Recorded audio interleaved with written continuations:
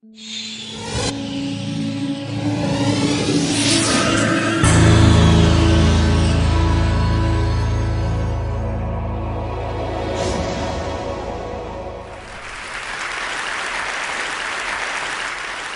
I'm going to talk about work, specifically why people can't seem to get work done at work, which is a problem we all kind of have.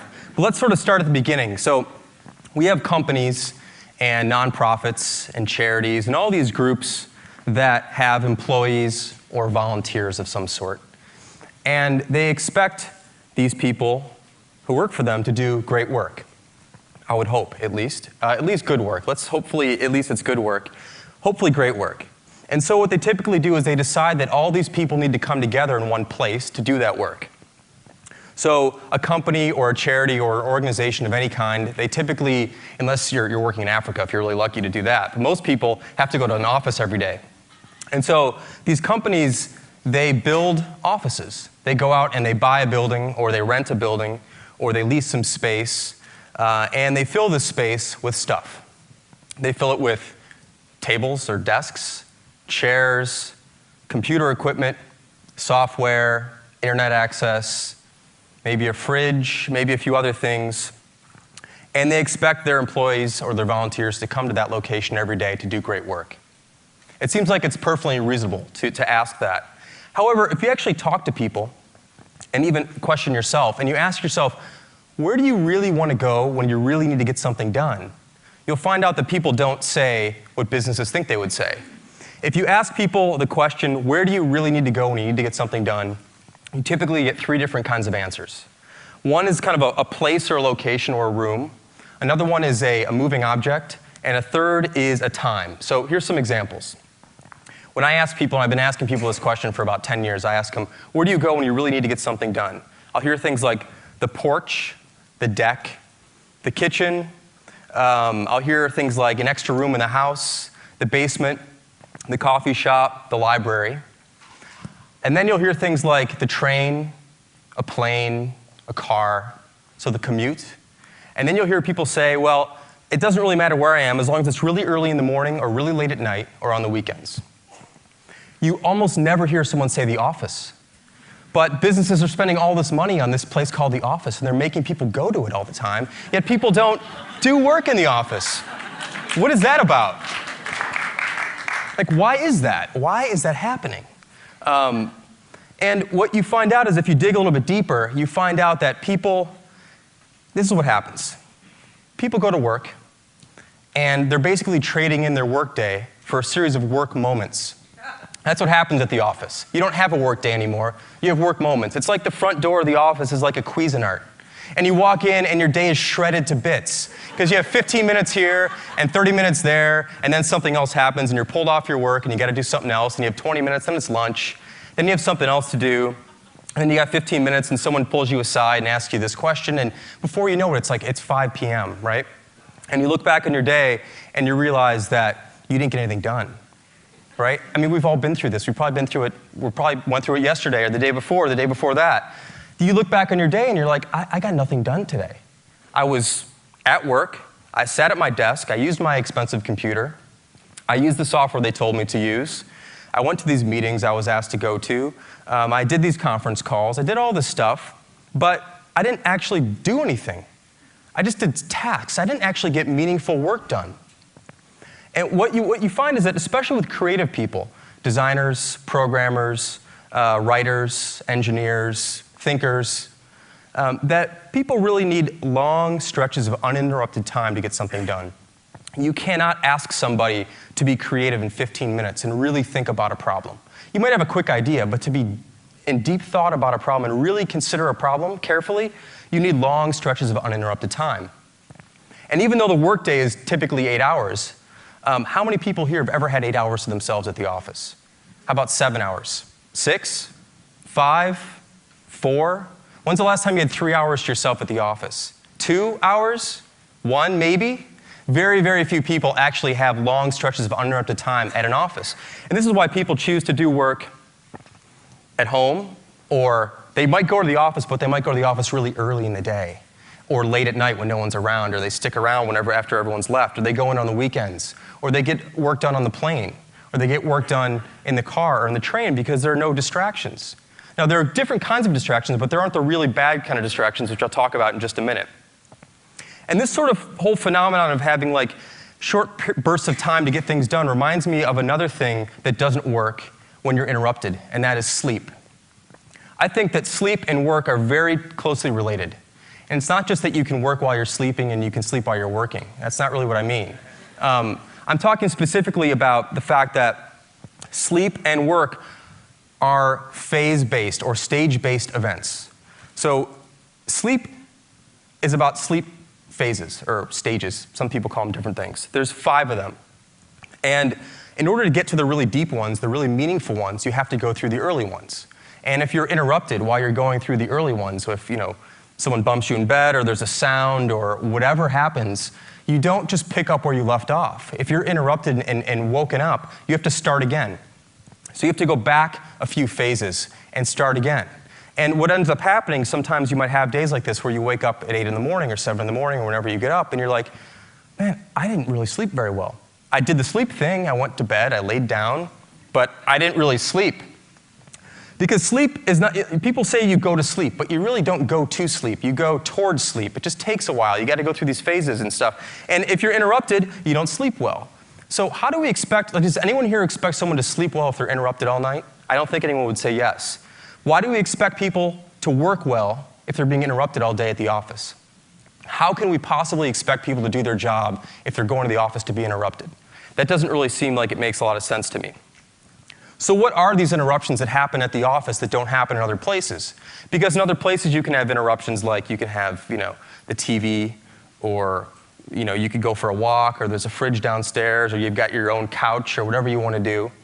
And if you talk to certain managers, they'll tell you that they don't want their employees to work at home because of these distractions. They'll also say that sometimes they'll also say, well, if I can't see the person, how do I know they're working? Which is ridiculous, of course, but that's one of the excuses that managers give. And I'm one of these managers. I understand, I know how this goes. We all have to improve on this sort of thing.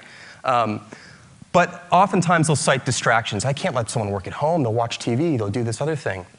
It turns out that those aren't the things that are really distracting, because those are voluntary distractions. You decide when you want to be distracted by the TV. You decide when you want to turn something on. You decide when you want to go downstairs or go for a walk.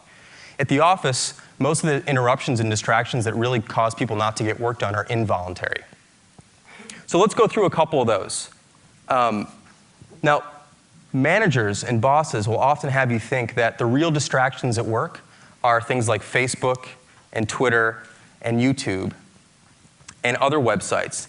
And in fact, they'll go so far as to actually ban these sites at work. Some of you may work at places where you can't get to these certain sites. I mean, is this China? What the hell is going on here? You can't go to a website at work, and that's the problem? That's why people aren't getting work done, because they're going to Facebook and they're going to Twitter? That's kind of ridiculous. It's a total decoy. And, today's Facebook and Twitter and YouTube, these things are just modern-day smoke breaks. No one cared about letting people take a smoke break for 15 minutes 10 years ago. So why does everyone care about someone going to Facebook here and there, Twitter here and there, YouTube here and there? Those aren't the real problems in the office.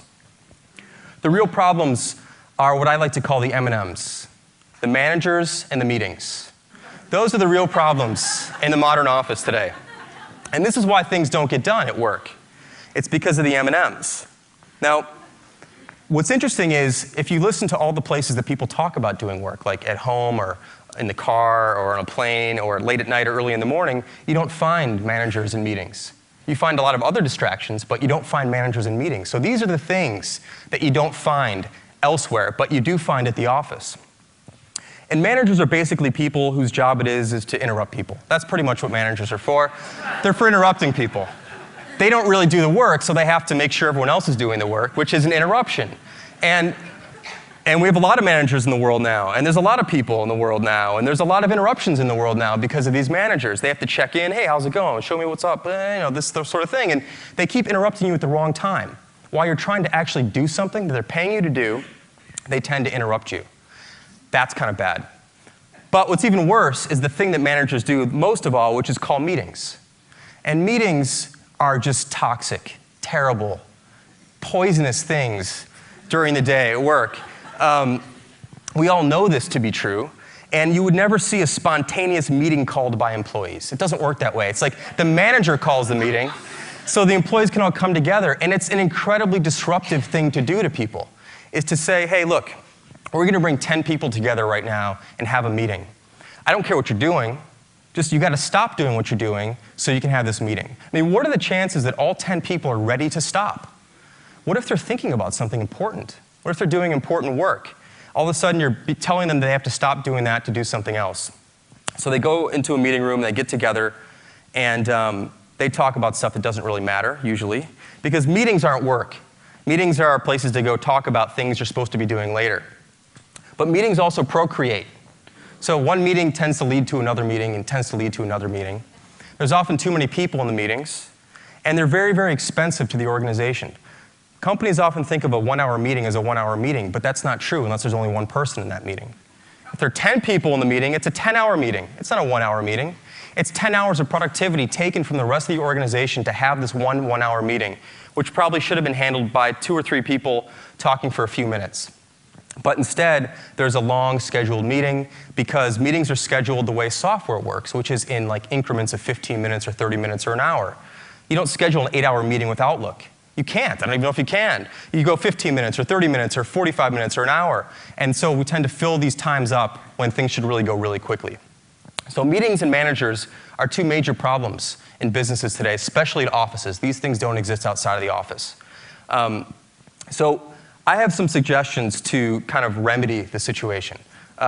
What can managers do, enlightened managers, hopefully, what can they do to make the office a better place for people to work? So it's not the last resort, but it's the first resort. It's that people start to say, when I really want to get stuff done, I go to the office. Because the offices are well equipped. Everything should be there for them to do their work, but they don't want to go there right now. So how do we change that? I have 3 suggestions I'll share with you guys. I have about 3 minutes, so that'll fit perfectly. We've all heard of like, the casual Friday thing. I don't know if people still do that, but how about no talk Thursdays? How about pick just one Thursday once a month and cut that day in half and just say the afternoon. I'll make it really easy for you. So just the afternoon, one Thursday, the first Thursday of the month, just the afternoon, nobody in the office can talk to each other. Just silence. That's it. And what you'll find is that a tremendous amount of work actually gets done when no one talks to each other. This is when people actually get stuff done, is when no one's bothering them and no one's interrupting them. And you can give someone, giving someone 4 hours of uninterrupted time is the best gift you can give anybody at work. It's better than a computer. It's better than a new monitor. It's better than new software. Whatever people typically use, giving them 4 hours of quiet time at the office is going to be incredibly valuable. And if you try that, I think you'll find that you agree. And maybe, hopefully, you can do it more often. So maybe it's every other week or every week, once a week. Afternoons, no one can talk to each other. That's something that you'll find will really, really work. Another thing you can try is switching from active communication and collaboration, which is like face-to-face stuff, tapping people on the shoulder, saying hi to them, having meetings, and replace that with more passive models of communication, using things like email and instant messaging or collaboration products, things like that.